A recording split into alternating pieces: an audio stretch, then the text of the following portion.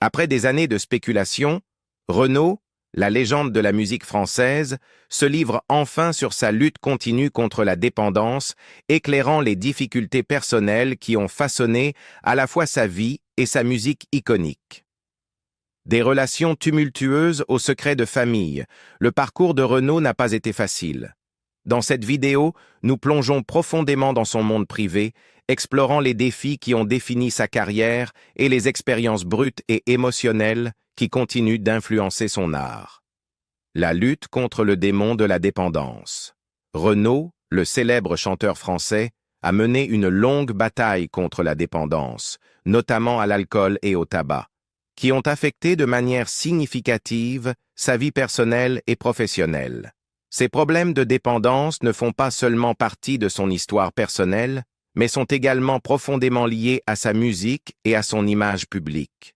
Les problèmes de dépendance de Renaud ont commencé à émerger dès les premières étapes de sa carrière. Bien qu'il ait gagné en popularité dans les années 1970 avec des tubes comme Laisse Béton et Mistral gagnant, sa célébrité croissante coïncidait avec une dépendance de plus en plus grande à l'alcool et aux cigarettes. Renaud, souvent perçu comme une figure rebelle dans la musique française, semblait embrasser le mode de vie rock'n'roll, qui impliquait souvent une consommation excessive d'alcool et de tabac. Ses habitudes sont progressivement devenues plus enracinées dans sa vie, éclipsant sa production créative et ses relations personnelles. Dans les années 1990, la dépendance de Renaud a commencé à se dégrader de manière incontrôlable. Sa consommation d'alcool a atteint de nouveaux sommets, conduisant à un effondrement de sa vie personnelle. La fin de sa relation longue avec sa compagne Dominique en 1999 a marqué une période particulièrement difficile pour le chanteur, qui est devenu de plus en plus isolé et renfermé. Les batailles personnelles de Renaud avec l'alcool ont pris le devant de la scène à cette époque, avec sa carrière autrefois dynamique éclipsée par sa dépendance aux substances. Il a emménagé dans un appartement au-dessus d'un café à Paris, un cadre qui symbolisait son retrait croissant du monde.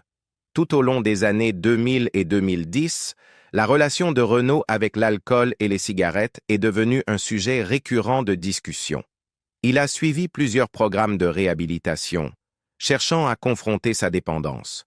Pourtant, la route vers la guérison s'est avérée difficile. Les rapports de ses hospitalisations et de ses séances de traitement sont devenus des sujets réguliers dans la presse, beaucoup se demandant si Renaud réussirait un jour à surmonter ses démons.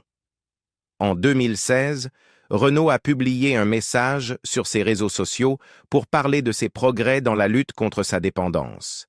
Il a partagé qu'il avait réussi à arrêter de boire pendant 108 jours et avait également réduit considérablement sa consommation de cigarettes, passant de 2 paquets et demi par jour à un maximum de 15.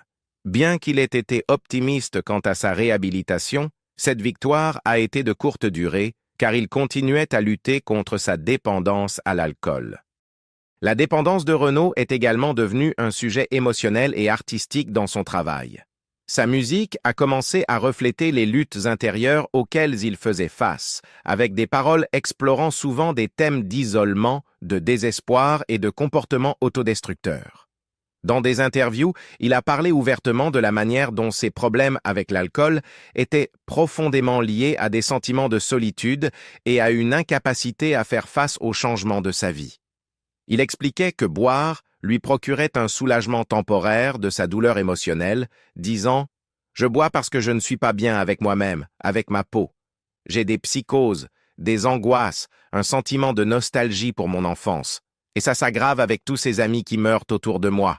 Ça me déprime, je suis tout seul dans mon bar. Alors, plutôt que de broyer du noir, je bois un petit verre, et ça va un peu mieux. » Malgré ces défis, Renaud a montré une capacité remarquable à affronter sa dépendance de front. En 2018, après une période d'hospitalisation pour traitement, il a révélé qu'il avait suivi un programme de détoxification avec succès et n'avait pas consommé d'alcool depuis près d'1 an. Cette déclaration a été un soulagement pour de nombreux fans qui s'étaient inquiétés pour sa santé. Renaud a rapidement clarifié qu'il n'avait aucune intention de revenir à ses anciennes habitudes, affirmant « Je n'aime plus l'alcool, je n'en veux plus, j'ai complètement arrêté sans aller à Alcooliques Anonymes ». Son engagement envers la sobriété semblait sincère et il était clair qu'il avait fait des progrès importants pour se libérer de l'emprise de l'alcool. La lutte de Renaud contre le tabagisme a été un défi persistant et difficile qui a duré plusieurs décennies. Bien qu'il ait réussi à arrêter l'alcool, la dépendance à la nicotine s'est avérée beaucoup plus difficile à surmonter. Pendant des années, Renaud était un gros fumeur, consommant jusqu'à 60 cigarettes par jour. Cette dépendance était liée à ses luttes émotionnelles et à ses problèmes de santé mentale, dont il parlait ouvertement dans des interviews. Bien qu'il ait fait plusieurs tentatives pour arrêter au fil des ans, chaque tentative s'est avérée difficile. En 2021, Renaud avait fait des progrès significatifs. Il avait réduit sa consommation quotidienne de cigarettes, passant de 60 à seulement 15. Dans le but de briser l'habitude, il s'est même tourné vers la vape comme substitut. Cependant, Renaud a admis que bien que la vape l'ait aidé à réduire sa consommation, il n'avait pas complètement éliminé sa dépendance à la nicotine. Tout au long de son parcours, les fans de Renaud sont restés solidaires, et sa musique a continué à résonner avec beaucoup. Dans des interviews, il a parlé de la manière dont la scène l'a gardé en vie, ses performances servant de catharsis pour ses tourments émotionnels. Il a remercié ses fans pour leur loyauté inébranlable, ce qui l'a aidé à persévérer dans ses moments les plus sombres. « Je remercie mes fans qui sont toujours là. Toutes les salles étaient pleines, sauf Dunkerque et Alençon, a-t-il déclaré, reconnaissant l'importance de leur soutien dans sa carrière continue. La quête constante de satisfaction dans l'amour. Au fil des années, ses relations ont été l'objet de nombreuses curiosités publiques. Sa vie privée a été marquée par une série de relations passionnées et intenses, notamment ses mariages, qui ont ajouté une couche supplémentaire à sa personnalité complexe. Dans les années 1970, Renaud rencontre Dominique Chilicini, et les deux tombent rapidement amoureux l'un de l'autre. À l'époque, Dominique était marié à l'acteur Gérard Lanvin, ce qui compliquait leur relation. Malgré cela, la chimie indéniable entre Renaud et Dominique a conduit au divorce de cette dernière et à son mariage avec le chanteur. 8 jours seulement après leur mariage en 1980, Dominique donne naissance à leur fille, Lolita Séchant. Gérard Lanvin, malgré l'infidélité, ne nourrissait aucune rancune envers Dominique ou Renaud. Il a plus tard déclaré dans une interview « Ma relation avec Renaud est assez simple. Pour moi, il était le poète d'une génération, je l'aimais, et je l'aime encore. » À la fin des années 1990, Renaud se retrouve captivé par Romane Cerda, qu'il rencontre à la Closerie des Lilas à Paris. Il était tellement séduit par elle qu'il lui écrivit une note déclarant « Je veux t'écrire 12 chansons ». Leur relation évolue sur 2 ans, principalement par email, jusqu'à ce que Romane cède enfin à son charme. Elle a ensuite partagé avec Paris Match que, bien qu'elle reconnaisse les luttes de Renaud, elle découvrit un homme drôle et attachant sous ses airs de dur. Le couple se marie en 2005 à Châteauneuf-de-Bordette, dans la Drôme, et accueille un fils, Malone, l'année suivante. Cependant, les problèmes personnels de Renaud continuent d'affecter ses relations. Il revient sur ses difficultés, reconnaissant les parallèles entre sa relation avec Romane et son précédent mariage avec Dominique. Il décrit comment sa paranoïa, sa peur et ses luttes avec l'alcool ont affecté ces 2 unions. Renaud se souvient « Ma relation avec Romane est brisée par les mêmes pièges que celle que nous avons formée avec Dominique. Ma paranoïa, ma peur des Cubains, ma souffrance, mon anxiété, que je noie sous des flots d'alcool pour supporter la vie quotidienne. » Ces peurs étaient alimentées par ses voyages passés dans des pays communistes comme Moscou en 1985 et Cuba en 1997 qui l'ont laissé se sentir piégé et paranoïaque. Il croyait même que sa vie était en danger et prenait des précautions en restaurant un vieux fusil en cas de danger. Malgré ces défis, la relation de Renaud avec Romane est restée forte pendant un certain temps. Mais ces luttes ne se sont pas dissipées, et il s'est finalement retrouvé face à la fin d'une autre relation. Dans un moment plus léger, Renaud a plaisanté avec Dominique sur l'idée de se remarier. « Dominique, est-ce qu'on se remarie ?» a-t-il demandé lorsqu'ils se sont rencontrés et qu'elle s'est réjouie de le voir en vie et en bonne santé. Dominique a ri et n'a pas répondu, mais Renaud, toujours romantique, a refusé de perdre espoir. « Qui sait ce que les dieux nous réservent ?» a-t-il écrit.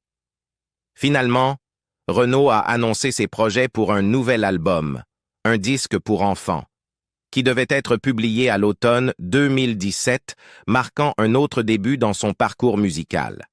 Cependant, malgré leur forte connexion, leur mariage n'était pas sans ses problèmes.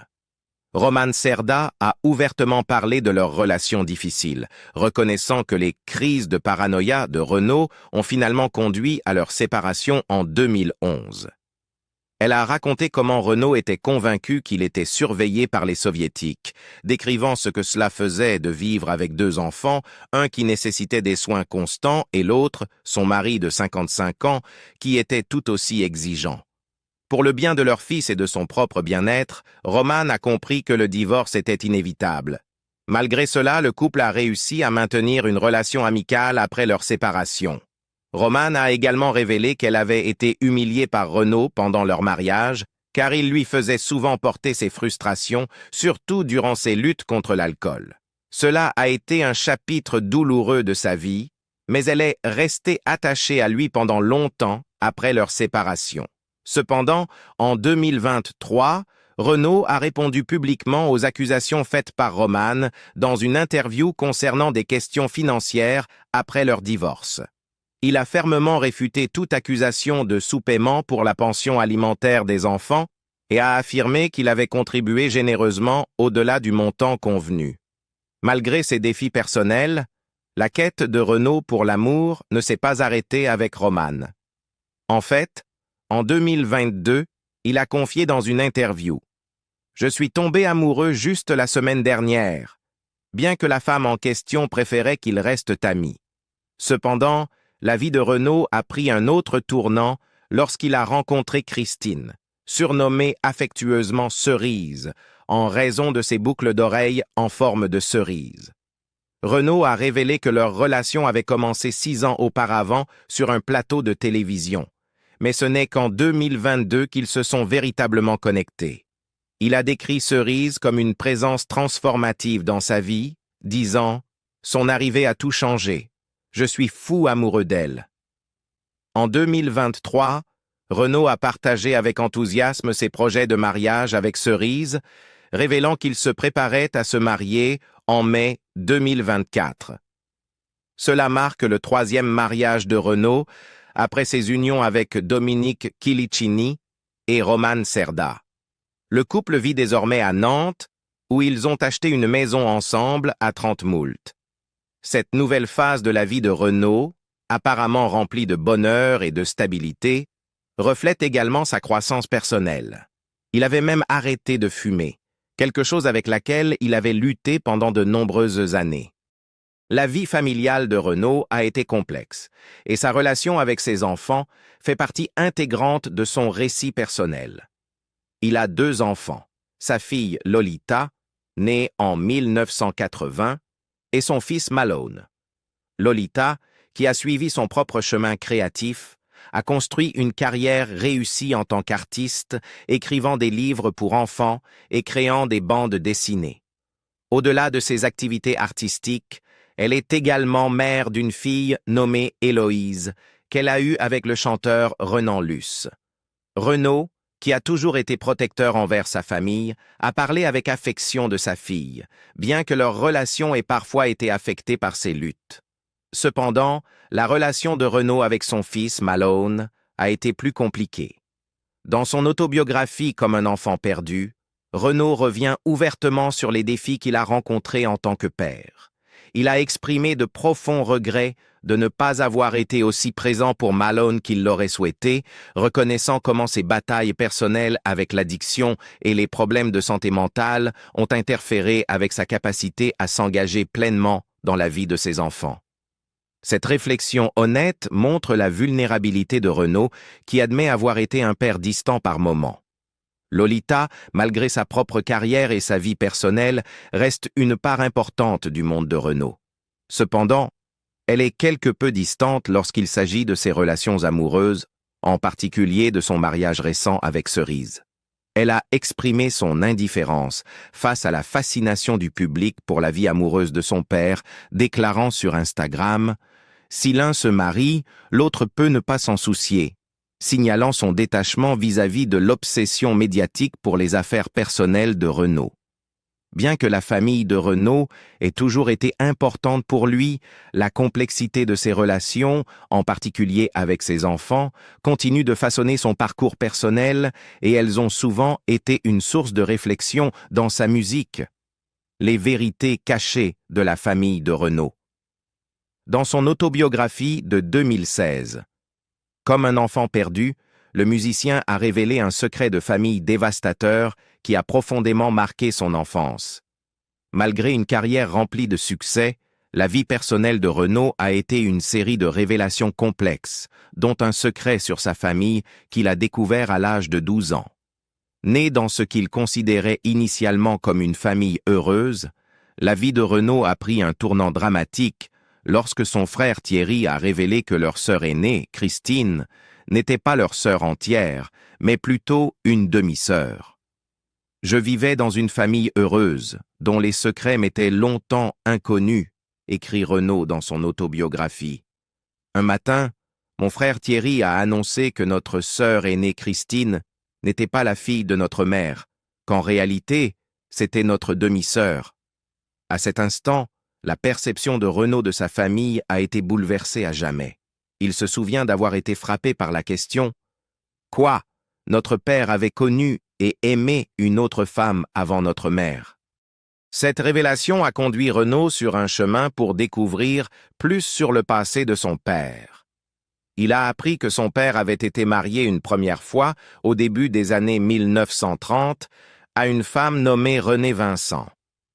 Déterminé à en savoir plus, Renaud a commencé à chercher la première femme de son père.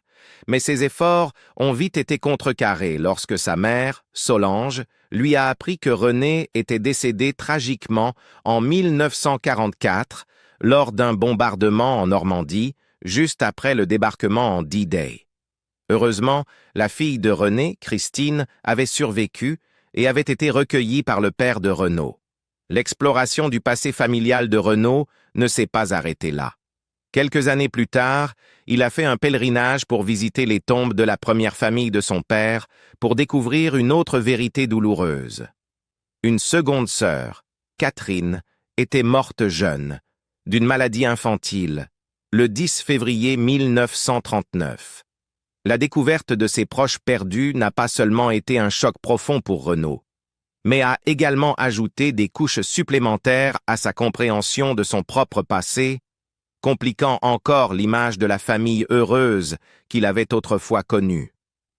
Alors que Renaud continuait à naviguer dans sa vie personnelle, d'autres secrets émergeraient. Il avait une relation compliquée avec son père, mais c'était son grand-père maternel, Oscar Mériot, qui l'idolâtrait. Oscar, ancien mineur et militant syndical, était une figure imposante de l'enfance de Renaud. Cependant, l'admiration de Renaud pour son grand-père a été ébranlée lorsqu'il a appris un sombre chapitre du passé d'Oscar. Pendant la Seconde Guerre mondiale, Oscar avait été brièvement emprisonné, soupçonné de collaboration avec le régime nazi. Bien qu'Oscar n'ait jamais été reconnu coupable, la révélation a troublé Renaud, qui serait plus tard confronté à la vérité sur l'implication de son père pendant la guerre. Il s'est avéré que le père de Renaud, Olivier Séchant, avait travaillé à Radio Paris, la station qui diffusait la propagande nazie. Bien que Renaud ait défendu le rôle de son père, expliquant qu'il n'avait fait que traduire les informations en provenance d'Allemagne et qu'il avait été exonéré après la guerre, La découverte a eu un impact durable sur lui. « Je porte ces mots comme une croix sur mes épaules fragiles », a-t-il écrit, luttant avec la honte des liens de sa famille avec la guerre. La relation de Renaud avec son père avait toujours été tendue, mais ces révélations l'ont rendu encore plus complexe. Malgré ces défis, Renaud avait toujours considéré sa vie familiale comme heureuse, même si elle était financièrement modeste. Il parlait de sa jeunesse comme « dorée », entourée de l'amour de ses parents. Cependant, la série de découvertes douloureuses, de la véritable ascendance de sa sœur aux vérités choquantes sur le passé de sa famille, a indéniablement modifié sa vision de son éducation. En 2019, Renaud a fait face à une nouvelle douleur avec la mort soudaine de son frère Thierry. Thierry, un soutien constant pour Renaud pendant ses luttes, avait été son ange gardien lors de sa séparation avec son ex-femme Dominique. Cette perte récente a été un énorme bouleversement pour moi, car il était un pilier, a commenté Johanna Coppens, la biographe de Renaud, dans un documentaire sur la vie du chanteur. Quelques semaines plus tard, la mère de Renaud, Solange, est décédée à son tour, plongeant l'artiste dans un profond chagrin. Renaud avait toujours vu sa mère comme une figure protectrice et bienveillante, et sa mort a marqué un autre chapitre douloureux de sa vie. Ses pertes personnelles ont forgé Renaud en l'artiste qu'il est aujourd'hui. Ses chansons, souvent remplies de mélancolie et de ténèbres, reflètent les luttes et les secrets auxquels il a été confronté tout au long de sa vie. Dans ses interviews et ses écrits, Renaud a souvent décrit comment ses expériences, y compris le fardeau du passé de sa famille, ont influencé sa musique et sa vision du monde. Malgré le tumulte, il a maintenu une forte connexion avec ses racines et n'a jamais hésité à discuter des secrets de sa famille, même lorsqu'ils ont jeté une ombre sur sa vie personnelle. De ses relations tumultueuses à ses luttes contre la paranoïa et l'alcoolisme, le parcours de Renaud a été tout sauf facile. Son aveu sur la manière dont ses problèmes familiaux ont affecté sa santé mentale éclaire sous un nouveau jour ses batailles contre l'addiction. Mais voici une question pour vous. Pensez-vous que ces problèmes familiaux étaient la cause principale de ses luttes contre l'alcoolisme, ou y avait-il d'autres problèmes en jeu? Faites-nous part de vos réflexions dans les commentaires ci-dessous. Et n'oubliez pas de liker, vous abonner et cliquer sur la cloche pour plus de mises à jour sur Renaud et d'autres histoires fascinantes.